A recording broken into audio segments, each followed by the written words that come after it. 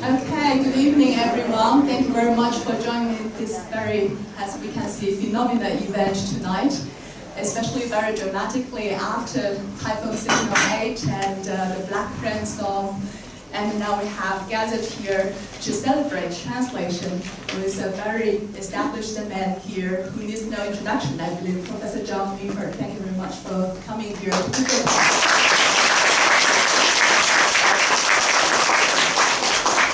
Before we start, I'd like to invite our Vice President in Teaching and Learning, Dr. Albert Chow, also acting Dean of Arts, to give us a welcome remarks. Thank you.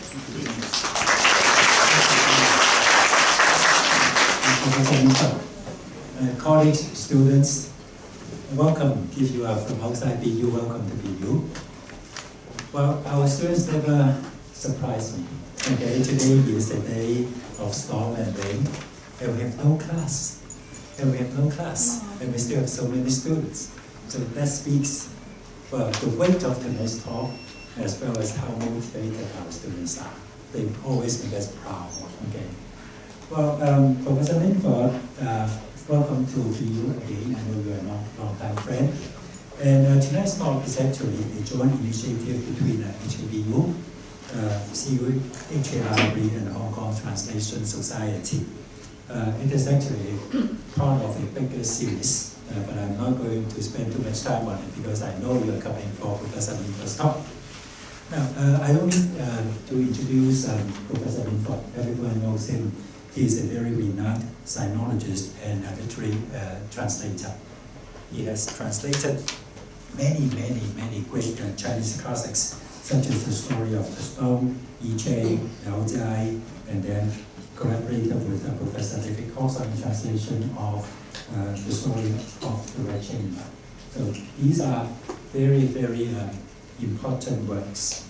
I'm very embarrassed and ashamed because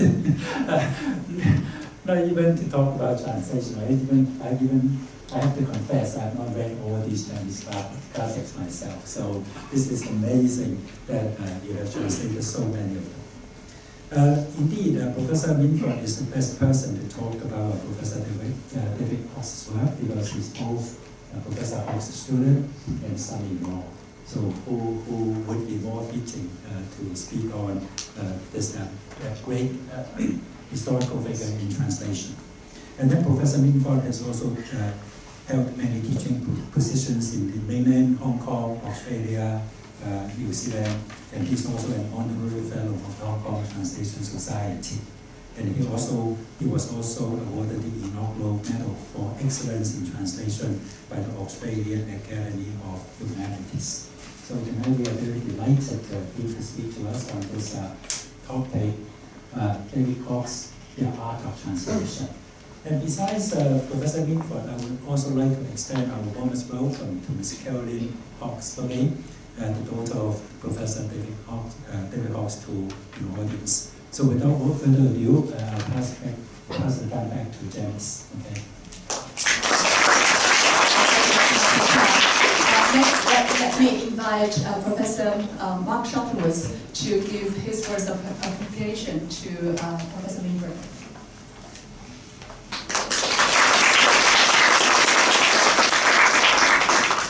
Thank you very much, Janice, and it's great to see so many of you here this evening, and thank you very much for making that special effort to turn out to what you and I all know is going to be a very memorable event.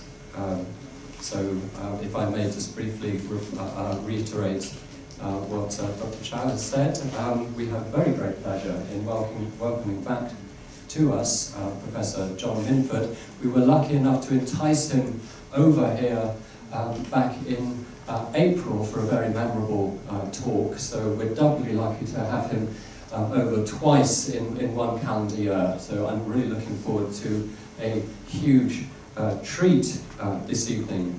Dr. Chow has already enumerated his many achievements, not least as a very distinguished literary translator.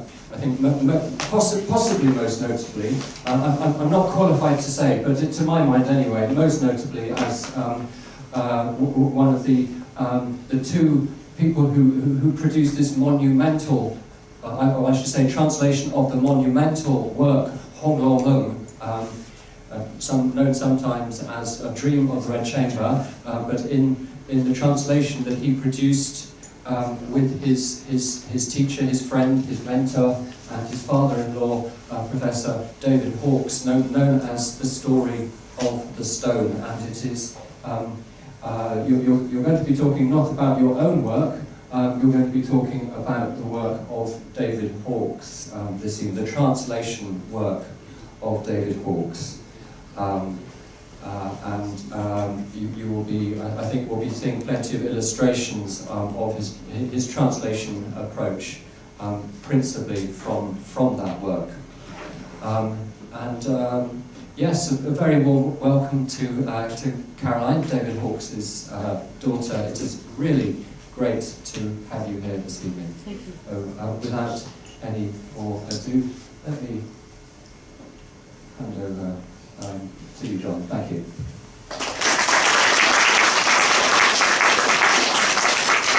Thank you very much. Professor Minford, the floor is yours. Thank you. Hopefully the floor won't be mine in too close quarters. I mean, I'll try and stay upright.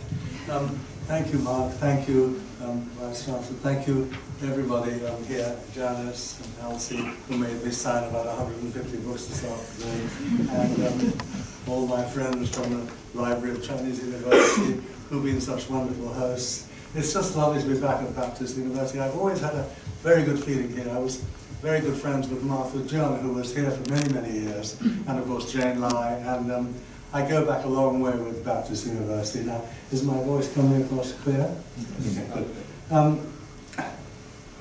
I have to say I'm in a state of shock, because I've just been visiting the visualization center of this university, and very kindly shown around it by the kind of guru, the kind of, it's like going on, you know, it's like Doctor Who or Star Wars or something, and I'm trying to get back down to earth, because I'm just talking about old-fashioned things called books and words, you know, but I've just been on a tour of the universe with the great magician and sitting on there, and I'm still not quite back on the ground, so forgive me if my mind is a little bit, you know, askew.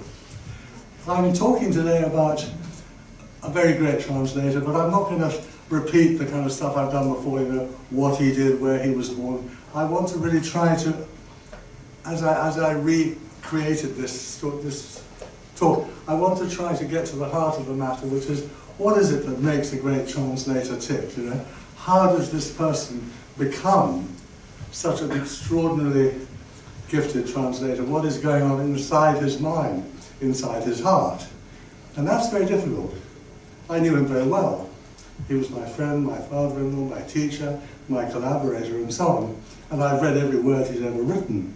But to understand the processes that are going on inside his mind would require some kind of magical tool. Perhaps Jeffrey could invent some sort of meta-universe that would enable me to probe the mind of this lovely person. I'm not going to ask him to do that, though, because I've never returned from that journey.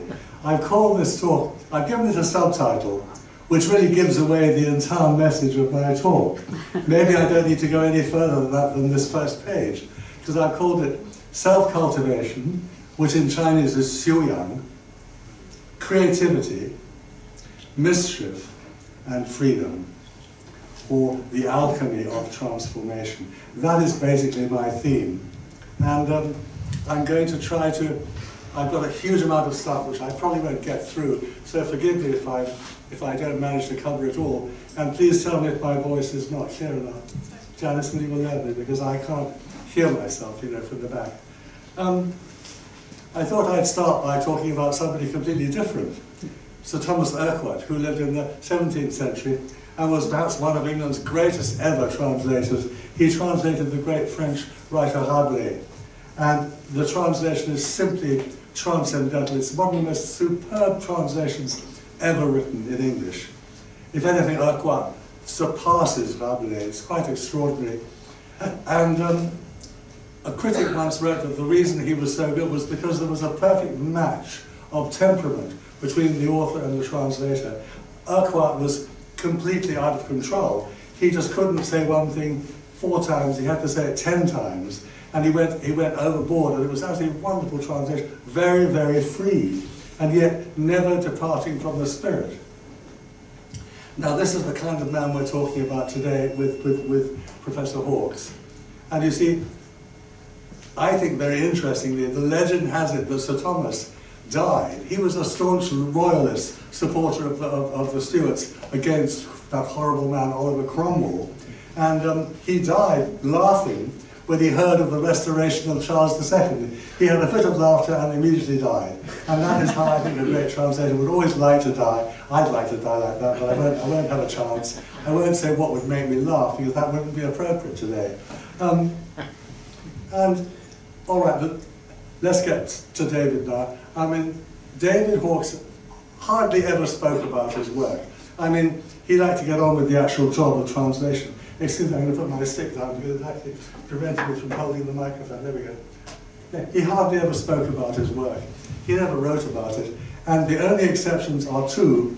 One is when I sent my student from Hong Kong Polytechnic, Connie Chan. I sent her to Oxford to do an interview with him, an audio interview in 1998. And you know, I kind of cheated because I knew that David would like her. She's a very, very sweet person. And he said to me afterwards, you know, I couldn't help it. She was so nice. I just had to sit down and talk. So she recorded a whole interview with him, which goes into her master's thesis. It's in the library. And so that was a wonderful record. The other one was in 2007, when I went there and recorded a video with him. I cheated by saying, please would you let me practice my new camera? And he said, okay. And he sat down for an hour. And that video is now in the exhibition at the Chinese University Library. So those are the only 2 occasions, really, when he talked about his work. And in that first interview with Connie, he said quite clearly, I don't have any principle, I don't have any rules of translation, I have no theory, I have no principles. These are his actual words. You ask questions about principles and things like that. I don't know whether I've got any principles. I suppose I've got some sort of vague principles, but so much of what I did, insofar as I had any rules, they were rules I made for translating that specific novel, Kung Lao Mun, because of its problems, the problems it presented. So he was saying that basically every method he thought up he thought it up for that book, not for any other book. And then he talked about why he did it. These are priceless documents because he hardly ever talked about it. He said, I felt when I started translating it, I enjoyed it so much that I thought I'd like to do a translation where I don't have to think about academic considerations. You see, by this time he'd resigned his chair at Oxford University and he wanted to get away from all of that, all of the academic world, all of the scholarly considerations. This was Penguins who were publishing it. I'll just think about how to present this book in such a way that I do the whole of it, but at the same time it's enjoyable for the English reader. They can get some pleasure. Now these are very simple words, you know, enjoyment, pleasure, but they're so important, much more important than many of the high-flown theories of translation. And I think also behind the 2 words, enjoyment and pleasure, is the more fundamental word, which really runs through everything I have to say, which is that he loved the book. He translated out of sheer love. And one of my teachers, Pierre Rickmans, once got up at a conference and said, the only thing that matters in translation is that you should love the book you translate. And in a sense, that's all I have to say today. Really. I could stop now and go and have a nice glass of wine, but I think I've got to do a bit more. Yeah, I've got to earn my keep, right. Now, there are lots of things that have been said about his strategies. I'm not going to get stuck on those. I'm going to go straight to the cut to the chase, you know. His approach was really what we call a reader-based approach. He didn't care about the scholars. He cared about the writer, of course. He cared about Cao Sui-chen, but he cared about people reading the book, you know, how they felt, whether they would get joy, whether they would learn from it, whether they would get pleasure out of it. And that's all he cared about. And in doing that, he showed himself to be a translator deeply concerned with the reader's need to have before him not a translation to study academically, but a novel to read and enjoy. And I could spend the rest of the talk going on about the difference between the two titles, Hong Meng and Shi Tou Ji, one of which means red chamber dream, literally, and the other means story of the stone. And why he chose the story of the stone, quite simply because the red chamber dream is so misleading. I mean, the colour red, for example, in Europe, mostly signifies blood and danger and stuff like that. Whereas in the Chinese world, it's a very, very positive colour, signifying beauty, prosperity, and so on, and happiness. And so he was very against the idea of using that title because it was so misleading. It makes you think it's a novel about a lady in a red boudoir, you know, and having an erotic dream. Well, unfortunately, there are not very many such episodes in the novel. It's not an erotic novel. If you want that, you better go to Jin King Mei, you know, which is quiet, which we won't discuss in present company. So he chose the story of the stone because it's not misleading, it's terribly simple. It's like the tale of a tub, you know. It's very alliterative, and a stone is a stone is a stone, you know. And whether it's a Chinese stone or an Indian stone or a French stone, so therefore it's a kind of universal title, and he chose that very wisely, I think. And this is all about the colour red. I'm not going to stop on that. Now, I think this is an important point, so I will linger a bit on this one. The novel Hong Meng or Shi Tou Ji, like so much of Chinese classical literature, is absolutely riddled with multiple meanings, layers of meaning, ambiguities, plays on words. The Chinese language lends itself, classical Chinese, and although Hong Meng is written in Baihua, it's written in a very classical kind of Baihua, and it's full of poetry. And this kind of language is absolutely dependent on allusion and multiple meanings. The same word can mean sometimes 5 different things, and you don't necessarily have to choose. That's the wonderful thing about Chinese poetry, is that the same poem can often mean 5 different things, and you just have to allow them all to coexist. Whereas the translator, poor fellow, has to make choices, because English does not have the same rich ability to be ambiguous. English can be ambiguous, and interestingly enough, one of David's great friends was the poet William Anson, who wrote a famous book called The 7 Types of Ambiguity, in which he stressed how much ambiguity there is in literature. And that book had a very profound influence on David Hawkes. Now, one of the first examples of this kind of multiple meaning in the novel is on the very first page, when the stone, the famous stone that is supposed to be incarnated in Jiao Baoyu, is lying at the bottom of a peak. And the peak is called Qing Gong Feng, which literally means green ridged peak. But if you look at the red ink commentaries on the novel, they tell you that those words, Qing Gong, are actually homophones with the word Qing meaning love and Geng meaning root. In other words, in naming this mountain the Green Ridge Peak, the author was also saying that at the root of this stone's incarnational experience was love.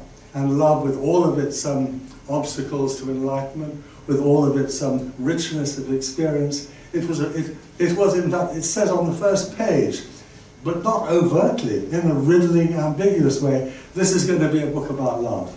It's going to be a book about how a stone goes into the world, becomes a human being, and experiences love. And as a result, becomes enlightened. That's the basic story. I mean, it's not a very good plot, really. If you're looking for plot, there's not a great deal of excitement or suspense. It just goes straight from one stone incarnation to the other one. But for a translator, this represents immediately on page 1 a big challenge. How do you get this across? And this is where Hawkes was just brilliant. He chose the word. I've got to get the right place on this thing, otherwise I'm going to completely mess you up. He chose the word green sickness peak. He called it green sickness peak. Now, a lot of people today have no idea what the word green sickness means. I mean, if you go into the hospital and say, oh, I've got green sickness, they're not going to exactly know how to treat you, you know. And of course, but up until about the 18th century, it was quite common. It simply means love sickness. Because apparently, in those days, young teenage girls, if they fell in love, they would have green sickness. They would want to chew chalk and various green things, you know, in order to relieve their kind of love sickness. So basically, green sickness means love sickness, but at the same time, it conveys that green ridge peak. So it's like a kind of it's like a tour de force. He's created another ambiguous expression that represents exactly the layers of meaning of the Chinese. You can't do that all the time. It's too much by hard work. But on this occasion, he really hit the jackpot. And I think it's always a good point to start with, to show that you can actually deal with ambiguity if you're really lucky. And in this case, he was really lucky. And also, green sickness most famously comes in Shakespeare's play Romeo and Juliet. In the first few scenes, it comes about 5 times, because Juliet is very much in love. And her father keeps calling her, you green sickness carrion, you know, which means you lovesick lump of meat. Not a very nice thing for a father to say about his teenage daughter, but the point is that's the classic place for green sickness. And this is something that David wrote in the introduction. He said, this is a very important paragraph, many of the symbols, the word plays, and secret patterns with which this novel abounds, they seem to be used out of sheer ebullience, as though the author was playing some sort of game with himself and didn't much care whether he was observed or not. Now that's very important. He's spotted the inner workings of his author's mind. Charles Mittin liked to play games with himself. He liked to invent riddles. He liked to create dreams. And I think we're starting to get some little insight into the mind of the translator, who also liked to do precisely that, and to fill his translation with interesting and quite refined allusions, which are not obvious at first sight. I'll be showing you some more later. Chinese devotees of the novel often continue to read and reread it throughout their lives. Chairman Mao Zedong said he read it 25 times. He was lying, of course. I mean, he lied a lot. He probably read it once, maybe twice. Anyway, but Chinese people do read it again and again and again. I mean, I've read it many times, but I mean, it's a novel that you keep finding more things in, you know. It's full of hidden treasures, you know, like a child's game, you know. And they read it throughout their lives to discover more of these little private jokes each time they read it. Many such subtleties will, I fear, have vanished in translation. You know, he was able to keep one of them with green sickness, but you can't do that every time. It would take him about 100 years, you know. And alas.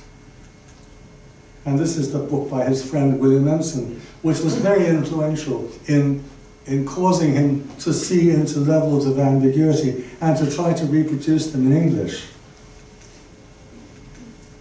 Now, this is a very odd little example I want to linger on as well, but I'm just going to have a quick sip of water, if you excuse me. I haven't quite come down from the metaverse yet. Sorry, I'm going to give you a hard time, Jeffrey. There's a place in the novel where they're having a party. I think it's chapter 28. Yes, chapter 28. One of the great scenes of the novel, and some of you know the novel, some of you don't, but I'll very briefly describe it. Some young friends of the main character, Jia Baiyu, have a bit of a party. There's a man called Feng Ziying. His father's a big general, and they love having a bit of fun. So they invite lots of friends round for a drink, for a bit of a game and a bit of a drink. And amongst the ones they invite round is what I think we would call today, well, we would probably call her today a sex worker, but actually she was a sing-song girl, a courtesan. And if you look at the bottom there, it says, called, her name was Nuageuse, or Yun-er, Cloudy, from the Budding Grove, a high-class establishment specializing in female entertainers, right? She was from a sing-song house. You probably don't know the origin of Sing Song Girl, do you? I bet you nobody knows it. it doesn't mean that they sang songs. It's because in Shanghai, in the flower houses, in the high-class brothels, the maids and the madame used to call the ladies xiansheng, right? But in Shanghai, it was sounded like xingsheng, xingsheng. And so the foreigners thought they were saying xingsheng, but actually they were saying xiansheng, mister. You know, they would call mademoiselle or whatever her name was, Wang Xiansheng, you know, there's a customer waiting for you downstairs, xingsheng, you see. So that's how the word sing-song came about. It's got nothing to do with songs. Anyway, what the point is that in Chinese, you'll see it on the top line, Jin Xiang Yuan, the Jinu. She was a Jinu from a place called the Jin Xiang Yuan. Now, you know, Jin means brocade or beautiful embroidery, and Xiang means aroma. So, I mean, it should be like beautiful aroma, but actually, he translated it as budding grove. And, you know, many times I read that and I thought, why? Why is he calling it budding grove? And then I just passed on because I couldn't think of the reason. It only occurred to me many years later, in fact after he died, so I haven't been able to check it with him, but I know I'm right. He called it that because in his favourite book, which is a French novel by Marcel Proust, the translator, Scott Moncrief, translates the second section of the novel within a budding grove. In French, it's à l'ombre des jeunes filles en fleurs, which actually means in the shadow of teenage menstruating girls. That's what it means in French. And Moncrief was rather sort of shocked by the meaning of the French. He just said within a budding grove. And budding grove actually was a line taken from a poem by an Irish poet, which begins within a budding grove and so on. It's about the birds singing. And David Hawkes very much liked this translation of Proust. And without any authorization from his author, he just decided to call this place the Budding Grove. Just to say, and by the way, I really like Proust, and I really like this translation, and if you don't get the point, you've missed something. But it's a little secret, you see. He just popped it in there. He could have said anything he liked. He could have said, you know, Hail Mary or something. I mean, he actually said the Budding Grove. It had nothing to do with the Chinese at all. Now that is either a huge mistake, which it isn't, or it's a stroke of genius, which I think it is, because it means throughout his translation there are lots and lots of hidden secrets. This is the man, he was very mischievous.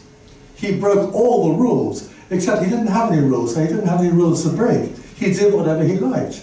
And the more I read it, the more I keep finding examples of his mischievous approach to translation. And many readers simply don't notice, especially Chinese readers. They have no idea what's going on. I've never seen anyone question the translation of Jin Xiang Yuan as budding grove, but it's totally ridiculous. It doesn't mean budding grove at all. It neither means budding nor grove, but it's a reference to Marcel Proust. What's more, it's a reference to the old translation, which David far preferred to the new one. There's a new Penguin translation, which doesn't have the magic of the old one. So he's saying all kinds of secret things there. It's a kind of coded message, you know.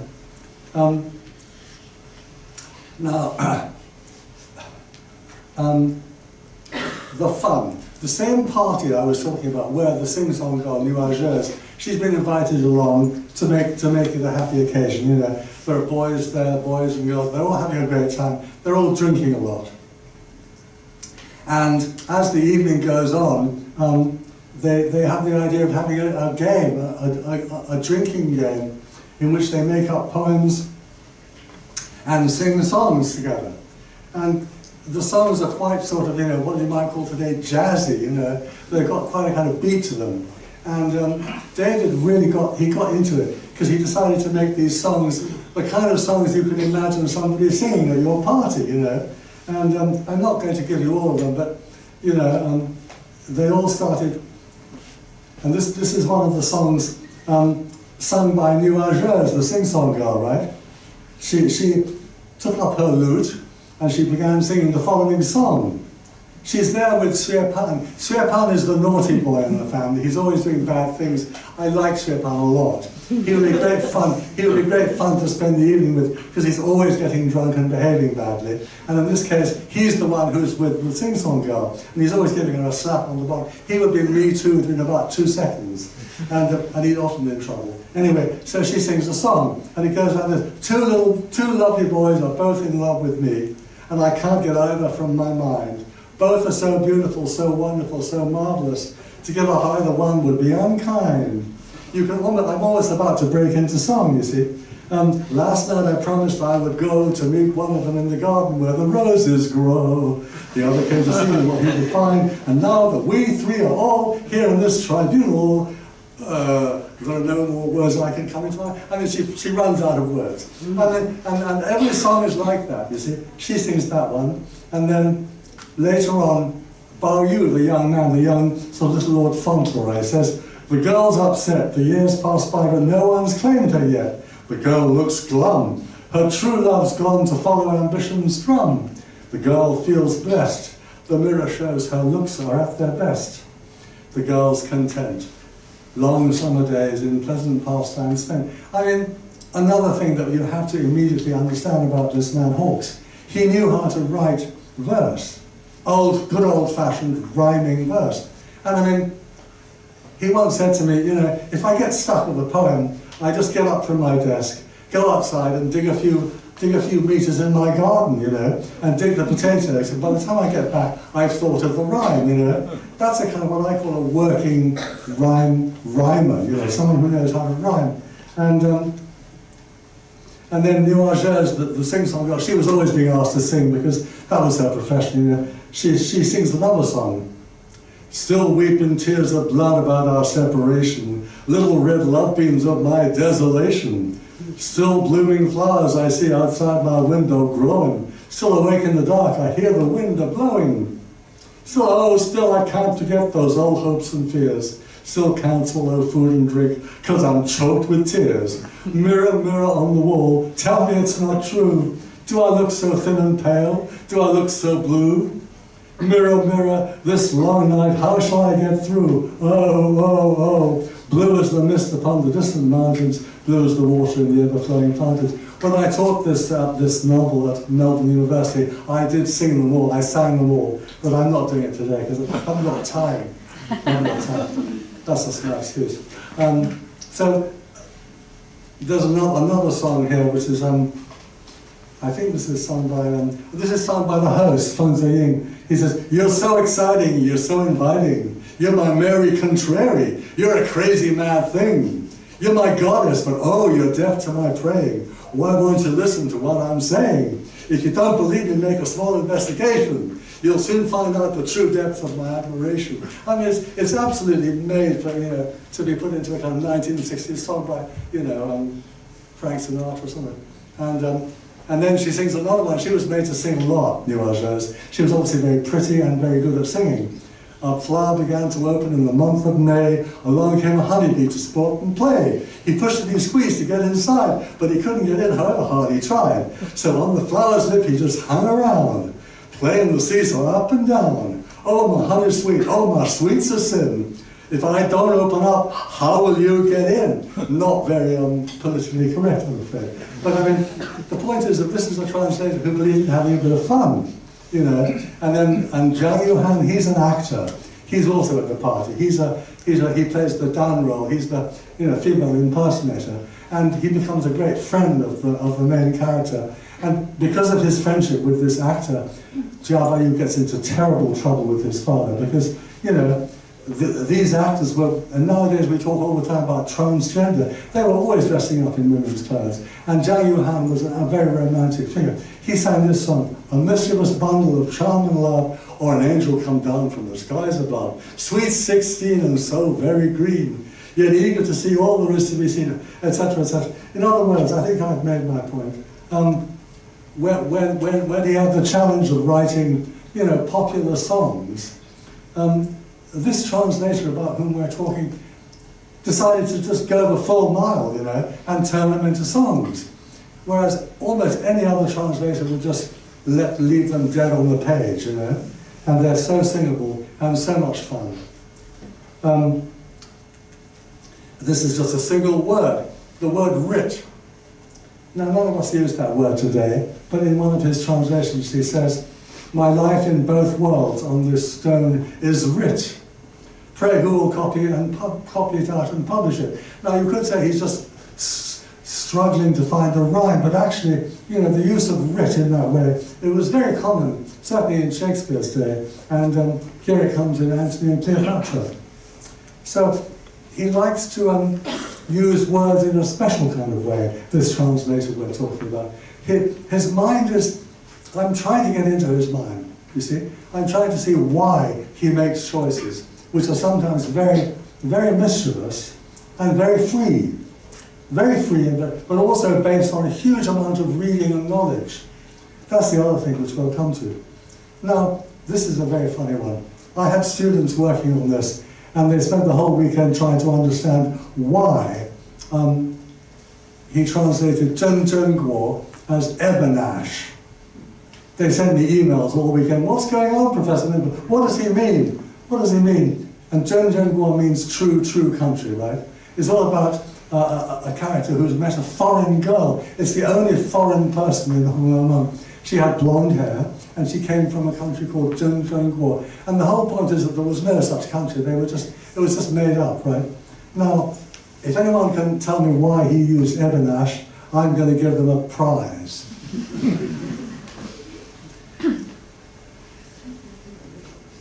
It's an anagram.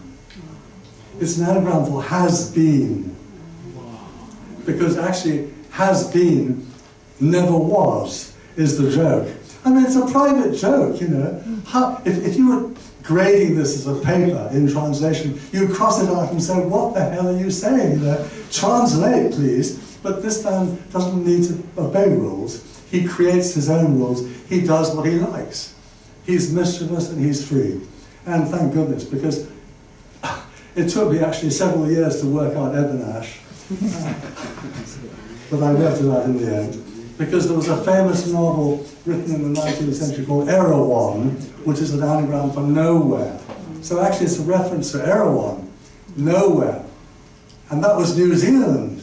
It was a novel about somebody going to New Zealand, which is actually, for most people, nowhere. You know, so far away, that's why I've just left it, actually. So Ebenash, a secret joke, again, from our mischievous translator. Now, all of this sounds very clever and very inventive and naughty, but this is a novel with incredible depth, with incredible poetic and emotional depth. It's a novel about love, about adolescent love, about the human condition, really. And it's full of poetry. That's what makes it the most difficult novel to translate, is that every chapter has got poetry in it. Often it's the young people getting together, having a tea party, writing poems and so on.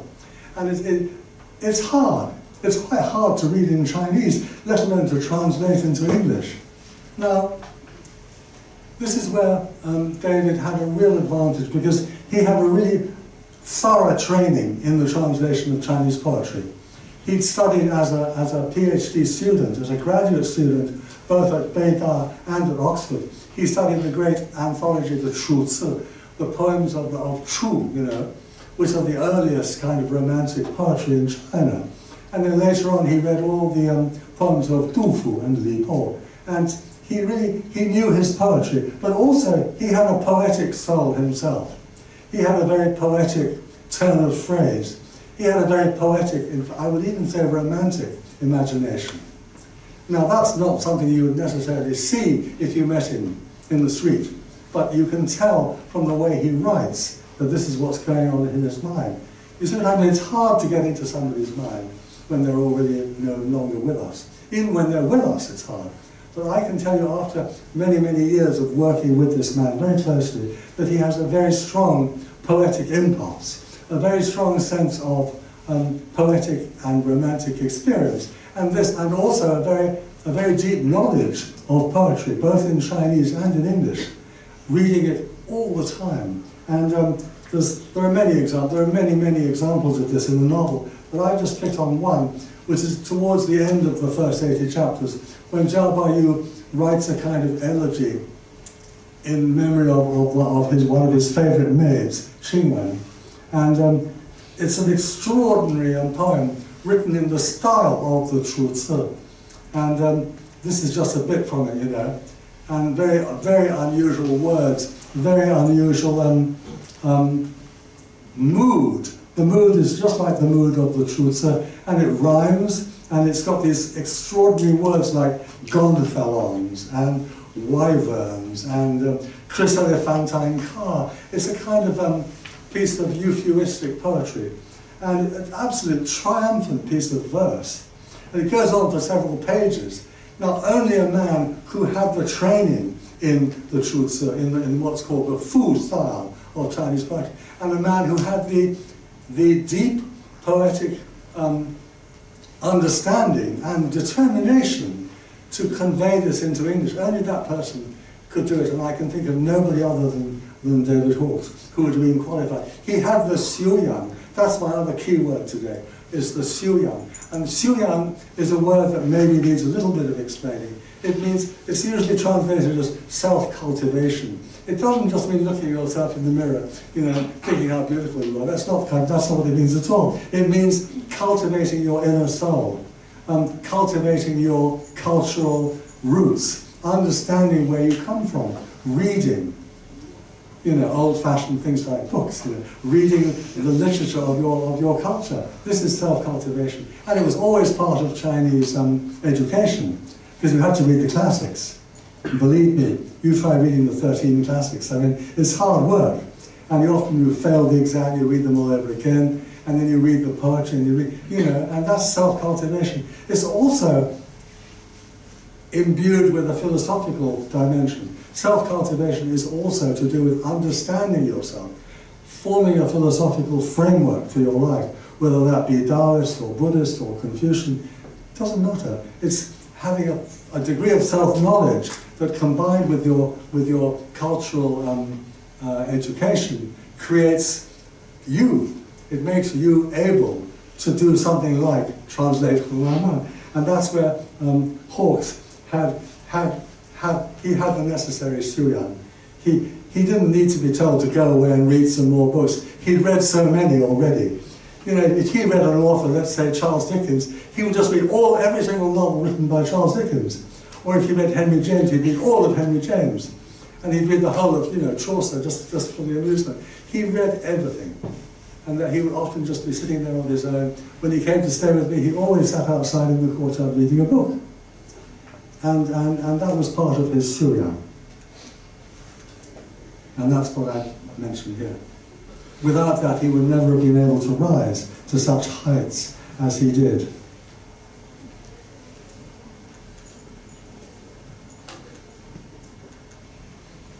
Okay, now this is a little bit of archival trivia. There's a notebook which is in the archive at Chinese University Library, in which he describes his sabbatical year in Japan. It was actually before I met him, in early 1967, when he went to Kyoto. And I happened to find it, that I find it very amusing, because it shows a side of this man which I never witnessed. I don't think his family ever witnessed it either. It says here, Bert phones from the street. Bert is Burton Watson, his friend, the American translator, phones, and we go to Snyder's place. Snyder is the American poet Gary Snyder. We go to Snyder's place by foot and bus. Philip Whelan, he was a friend of Gary Snyder's, is there. Lots of drinking and later drugs. I don't try the latter. And Philip gets a bit funny towards 1 or 2 a.m., but it passes over amicably, and we have some good talk. We all sleep on the floor. I just like that because it shows a side of his life that wasn't necessarily that commonly known, that he was capable of going and hanging out in Kyoto with the people who later became known by Jack Kerouac as the Dharma Bums. You know, these are kind of really off the beaten track. You know, and David was quite capable of mixing with them because he had a freedom in his mind. There was this sense of it was in his mind. It wasn't in his everyday life, because in his everyday life he was quite quite mainstream, you know. But inside of him, he was on a kind of different track. And I like to use this motto from the 18th century Society Dilettanti, seria ludo, which means I play with serious things. You get involved with serious things like Hong Lamont. Nothing could be more serious than that huge novel, twice the length of War and Peace. But you play with it. You never stop having a sense of play, of mischief. And that's why you can translate Jin Sheng Yuan as budding grove, you know. It's got nothing to do with the Chinese at all. You're just being very naughty. You're playing with serious things. And this sense of play permeates the novel. I could give a whole lecture about it, but there's a very famous woman in chapter 21 named Do Gunyang, which means miss a lot, because she slept around, okay? And he decided to call her the mattress, okay? The mattress, because you know, she was very happy to welcome, you know, almost any of the gentlemen in the house. And he calls her the mattress, and he has a lot of fun with her. Her husband was called Droopy Do Hun Chung. And anyway, I can't unfortunately read all this, but basically it's slightly salacious, slightly naughty, because she's a rather badly behaved lady, and she ends up sleeping with Jia Lian, because his wife, Wang Xifeng, refuses to sleep with him. So in the end he goes off with Do Gunyang, or the mattress, right? And they have a nice jolly time together, which you can read later, I don't know. Well, we just have this. Now, this wife of Do Gunyang, the mattress, had a physical peculiarity, which was that as soon as the man's body came into contact with her own, she felt a delicious melting sensation invading her limbs, rendering her body soft and yielding to that of her partner. So that he had the impression of lying on a heap of down, not on a mattress, you see. And in addition to this natural endowment, she knew more tricks of posture and more ways of exciting a man with murmured lewdness and amorous cries than a professional prostitute. As Jia Lian lay on top of her, wishing he could melt into her body from sheer excess of pleasure, she began to exercise this last accomplishment. I mean, this is not a pornographic novel, but the point is that Hawkes is able to enter into these moments of mischief, you know, a bit of fun, you know. And, you know, his great mentor, Arthur Waley, was once, he translated the great Japanese novel, The Tale of Genji, you know. And after that came out, his publisher, Sir Stanley Unwin, said to him, how about you translating this big Chinese novel called The Dream of the Red Chamber? And Arthur Waley said, no thanks, I've just finished one big novel, why would I start another? And David once said to me, he said, we're very lucky that Arthur Waley never translated the novel, because he wouldn't have enjoyed the naughty bits, you know. He was rather a prude, to use an old English word. He wouldn't have been able to write that scene about the mattress, for example. It wasn't his cup of tea, you know. And there's another scene here which we don't have time for, in the schoolroom, when the boys start, you know, feeling each other up. Again, David enters into it with great panache. It's a wonderful scene, I recommend it. Chapter 9 of the novel. If you want to go straight to a nice, easy read, go straight to chapter 9, where the boys in the schoolroom start being naughty. And David translates the whole thing. Now, how am I doing for time then? I don't have a watch. 7:19, no, it can't be 7:19. 10 minutes to go. 10 minutes to go? Yes. Yikes. Okay. This is boring, but I need to mention it. The Chinese names. Now, most people here are Chinese, so it's not a problem to you. You can easily call each other by your Chinese names. But Westerners have real trouble with Chinese names. That's why in Hong Kong, you have this very civilized habit of giving each other European names, like, you know, Holly and Dolly and Polly and stuff like that.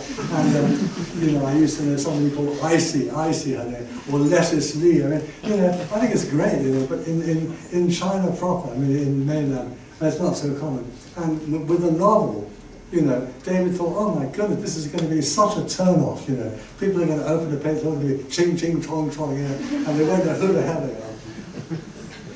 So he decided to have bit of a game with it. So he called all the members of the family, the aristocrats, the guizu, he called them by their real names, like Jia Bao Yu, or Xue Bao Chai, or Lin Da Yu, right? As like Chinese names. But when he got to the maids, or the servants, he translated their names. So for example, Ping Er, the maid of Wang Shifang, he called her Patience. And Hua Xiren, he called her Aroma. And Qingwen was Sky Bright. So the minute you see that name, you know it's a servant. You know it's not a member of the family. And then with the religious people, the monks, he called them by Latin names, you know, Vanitas, Sapientia, you know, Misterioso. So then you knew they're religious people. And then all the actresses, or sing-song girls, he used French words because, you know, English people always think the French are much naughtier. The French, you know, everything bad is French, you know, the French vice, and so on. And all the brothels are French, you know. So all the sing-song girls like nuageuses, they're called French. And the actresses, parfumées, you know, or élégante. They're all given French names because, you know, that's the demi-monde, and that's where all the bad people are. So this is just, he was just playing a game, really, and saying, I don't care what people say. I'm not going to make every Chinese name come out in Chinese. It'll make the meal completely indigestible. You know, it's like saying you're going to have everything that's hard to read. So he tried to make it easier. But of course, he didn't call the main characters like Bao Yu. He didn't call them Edward or Jim. You know, that would have been totally ridiculous. You know. He just made up his own rules. Oh, this is another one. You know, in the novel, those of you who've read it, they're always saying, 什么什么人笑道, they say with a smile. Almost every page somebody says with a smile. Now, if you translate it every time it's said with a smile, the reader's going to end up thinking that Chinese people just smile all the time. Which they don't, I can assure you, they don't smile all the time. But it's just a convention. So he decided to describe the smile, said with a puzzling smile, said with a bitter smile, whatever. Every smile he describes. And I said to him once, how do you justify that? It's not there in the Chinese, you know. He said, it's very simple. When you translate dialogue, you always feel there's something missing. You've lost something. The feeling behind the dialogue. So you know, I can just pop it in there as a kind of help. But that's taking freedom, you know. I'm absolutely 100% in favor of freedom. And that's what I mean. He's taken absolute freedom there. I once taught translation in Tianjin in northern China. And I had a student who translated a poem by Du Fu into English using a Shakespeare sonnet form. He made about 50 mistakes. I gave him A++ for the courage of making those mistakes. You know? Or just saying, to hell with it, I'm going to have a go at writing a Shakespearean sonnet and getting it all wrong. But I mean, he just said, absolutely, yeah. And this is a case where David broke all the rules and just said, I'm going to do it my way, you know, like Frank Sinatra. And he did it his way. And every smile is described. And it adds so much, it adds another dimension to the dialogue. That's the point.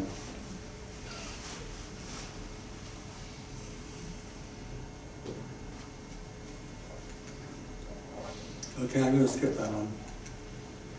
Now, in a sense, everything from now on in my talk is about one thing, which is to say, the translator has to be a kind of magician. Because what you're doing in translation is a very peculiar thing. You're actually changing something from one thing into another, which is what alchemists do. They take a common metal and they turn it into gold, you know. And translations are transforming. They are actually changing something completely. On the one hand, you know, Hong Mong is totally in Chinese, you know, from beginning to end, and there's virtually no reference to the West whatsoever. And then suddenly, they're all running around speaking English, you know. I mean, how ridiculous is that? You know, Jiamu is talking English, Bao Yu is talking English. They're all talking English, for crying out loud. When did they ever speak English in the 18th century? You know? Never. So what you're doing is a kind of, what the translator's doing is a form of what I call alchemy. It's a form of transmutation or recasting of something whereby it totally changes its outer appearance while maintaining its inner essence.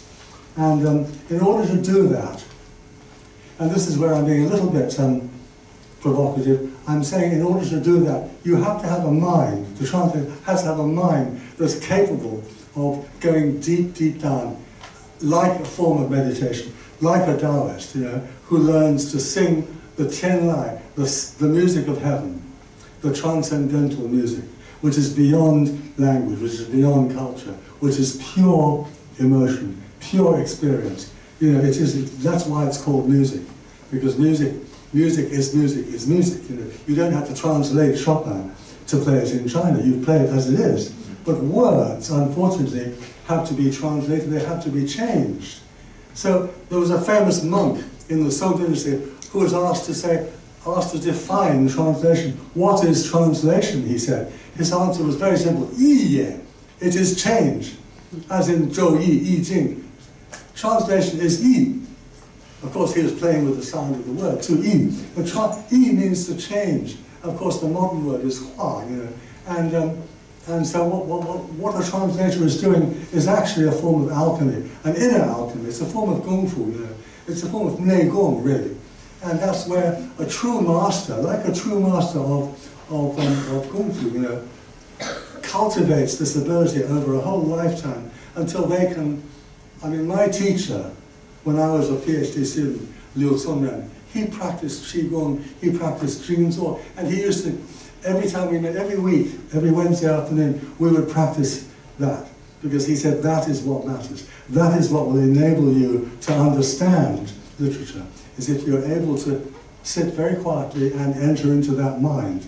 And this is where Professor Hawkes was truly unusual in that he was a very private individual. He didn't exhibit this in public at all, but he would sit in his study, and what was going on in his mind was a profound process of inner transformation, such as, which is the same as what a Taoist alchemist is achieving when they are, and the word lian, meaning to refine or to transform, is the essence of the process. And that's where this man was a true master. In the same sense as you talk about a great master like Zhuangzi, a great deep thinking person whose imagination transcends borders.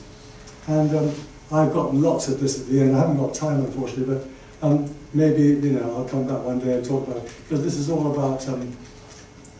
This is this one here, freedom, creativity, and the Tao of translation, you see, Yi Dao. It's all about freedom and creativity. And I would like to just read this section because it's so wonderful. This is from a commentary on the great Tao Te Ching by a man called Liu Yiming in the 18th century. And if you imagine the word translator instead of the word Taoist, then you'll see what I'm trying to say. The Taoist sees with the vision of spirit, Shen Jian Ye, darkly one with the Tao of heaven and nature. The Taoist understands everything with the inner eye, sees the Tao everywhere, in everything. To see this requires no effort, no action. It is perfected in silence, in true union with the Tao. And that is what I would call the inner music, the timeless art of translation, of which David Hawkes was a real master. And that is all I can say today, because time's run out. I've got about 3 times more to say, but I'll have to leave you there. If you have questions, by all means ask.